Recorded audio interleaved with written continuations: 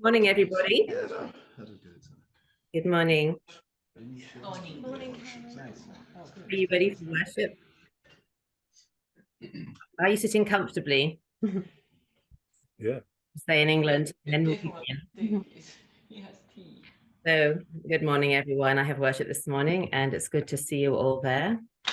And this morning, I'm going to be talking about Jesus and shame and how he helps people with shame. So it could have been one of the most awkward moments in her life, and yet it became the most amazing conversation that she would ever have. There she was, trying to avoid the gossips and the shamesayers by going to the well in the middle of the day. And then she meets a complete stranger, this man called Jesus, who seems to know a little too much about her past life. But this conversation is different from any other conversation she's ever had with a man, because he treats her with respect. He talks to her as an equal in a way that conveys, I know all about you, and it doesn't make any difference to the value you have in my eyes. He banters with her gently. He describes her outside the box relationship as a plain and simple fact without criticism, judgment, or contempt. And then he entrusts her with the greatest secret of all, that he is the Messiah. Jesus is so skilled at having these shame-free conversations every time he encounters shame-filled human beings.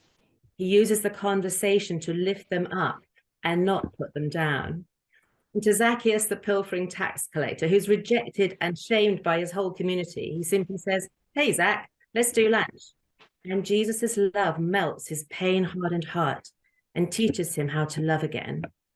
And when the Pharisees bring Jesus a woman caught in the very act of adultery, he handles the situation with exquisite care. He knows that every human being has memories that fill them with shame, things they've done and said to others, things that have been done and said to them. And at this moment, there's a crowd of men triumphantly shaming a battered and betrayed woman. And so Jesus bends down and simply writes a few cryptic words in the sand, the bare minimum to rebalance the situation, to remind these men that their lives are broken too. They also have shameful experiences in their past.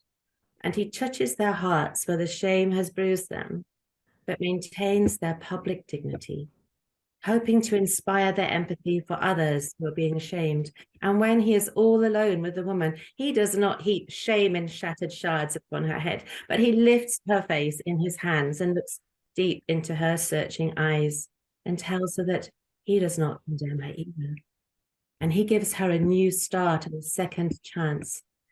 And when the extravagant fragrance of Mary's perfume breaks over Jesus' feet, Simon looks down on her with contempt, despising her promiscuous past. And then Judas shames her for being selfish and not selling the perfume to provide for the poor. They are both self-justifying, self-righteous, arrogant, proud. It doesn't matter how Mary feels, as long as they look good, as long as their secret shame is not revealed.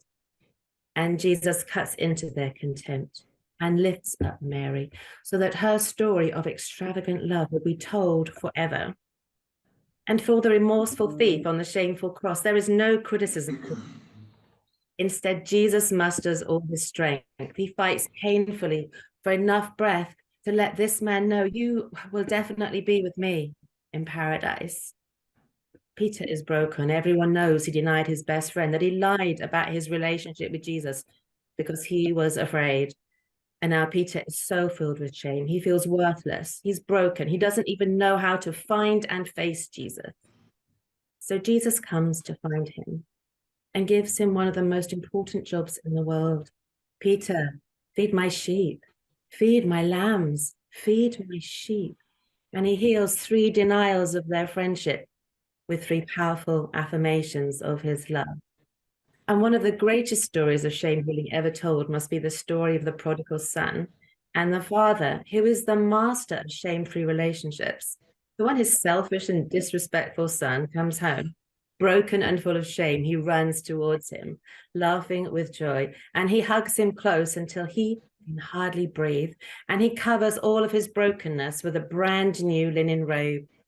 He gives him a golden ring as a sign of the restored relationship, and he throws a party to celebrate. And there is not one single condemning glare in his loving face, or one single word of reproach or criticism or judgment in his loving voice, because any spark of shame might send him on his way again. And Jesus is the master of these shame-free conversations. In each of these conversations, he is interacting with people who are deeply broken by shame, sexual shame, relational shame, societal shame, the shame of failure, exposure, contempt, and a bruised reed he does not break. Shame is one of the most painful human experiences. We can see from each of these Bible stories, shame isolates people from their friends, their family, their communities. People try to dull the pain of shame with all kinds of addictions.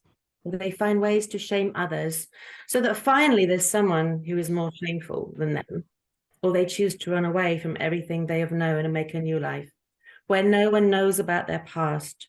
And in the very worst cases, people who are shamed might even try to take their own lives. We all experience shame. My first memorable encounter with shame was at school when I was 4.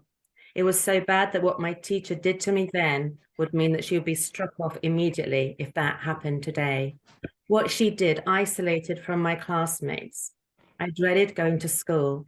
I remember my mum peeling me off the lampposts along the road as I would run and cling to each one so I didn't have to go. And I didn't really have the words to talk about my experience.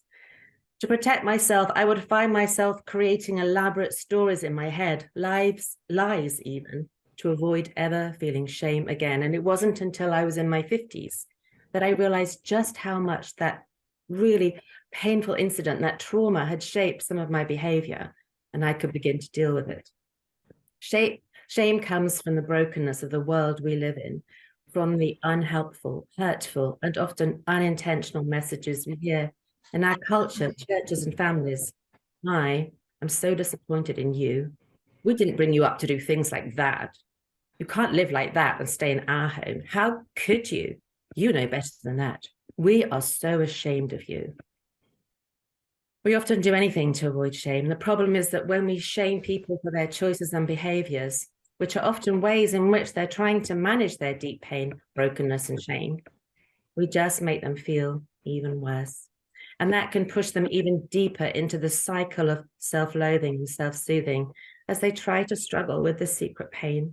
When we haven't dealt with our own sense of shame, we can become perfectionists and expect unrealistic perfection from others in a broken world where none of us can be perfect. And that creates shame upon shame, secrets, hiding, pretending, trying to control others so that we feel safer and better. Or we show contempt for people who find themselves struggling with complex and troubled realities. Parents end up judging themselves by their children's behavior because that's how other people treated them. And so they try to control their children's choices and behavior with words and actions that create more shame, in the hope that they will live shame-avoidant lives. Instead, they often live shame-filled lives. How Jesus dealt with shame in his encounter with broken human beings is, for me, an amazing wonder of his exquisite love.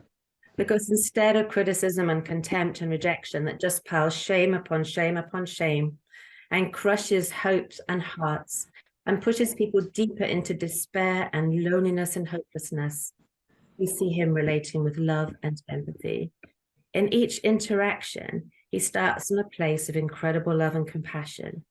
For Zacchaeus, the woman caught in adultery, Mary, the thief, Peter, the wayward son, his warm and loving words and welcome arms startle them into a new way of seeing themselves. They are expecting judgment, and Jesus gives them the incredible wonder of praise. They fear rejection, and he accepts them and all the broken pieces of their life and gently puts them back together again. They feel completely hopeless, and Jesus gives them more hope than they have ever known before. He tells a story about them that they have never heard before. I love you. I know everything about you, and it doesn't change the way I see you or feel about you. You are incredibly precious to me. Let me tell you how I see you. Beautiful, whole, beloved. Open your heart. Let me pour your generous love and grace into your life until it overflows onto others. And let me start to tell a new story about you, a shame-free story that will overcome all the shame you have ever known and restore your dignity. And let me give you an amazing responsibility in my kingdom, because I can use people like you who have truly experienced my love and grace, so they will not be people who perpetuate shame. How can we be agents of dignity as Jesus was, instead of sources of shame? First, we can look at our own lives and see where the shame lies in our own hearts and listen to what Jesus tells us about how he sees us, precious and beautiful. And we may need to process our shame by talking to someone who knows how to look at others through God's eyes, with unconditional positive regard, as counselors are taught to do. Because the moment a person senses that we are looking down on them, we lose completely the capacity to help them find hope and healing. As a therapist, I can say that some of the most moving moments I have in working with people is to look at them in this way, to look at them with God's eyes and to tell them about the amazing good I see in them and watch it melt their hearts. And as we process our own shame, we can recognize the pain of that experience. And then we can offer empathy and compassion to others. And we can pour love into their lives and the words that we speak through our acceptance of their struggles, through a warm and loving face, and create a safe place for them to be honest about their own experience. And the more love and grace we can pour into this vulnerable space, the more healing can take place. We never help anyone to live a better life by making them feel worse. And we can be harbingers of hope, unveiling a new and brighter picture of their lives with the possibility of new choices, new stories. And we can be there for them when shame strikes again, to comfort and heal their stories as many times as they need, because that is what God's love does for us. And so today, as we're surrounded by people experiencing shame, hurting from shame, dealing with shame, hiding from shame, and healing from shame, may we be gentle with each other. May our own hearts be filled with the love that Jesus had for others. May we honor each other above ourselves. May we accept one another as Christ has accepted us.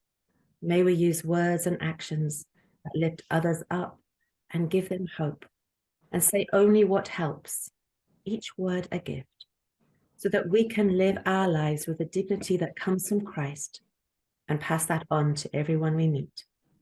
Amen. Amen.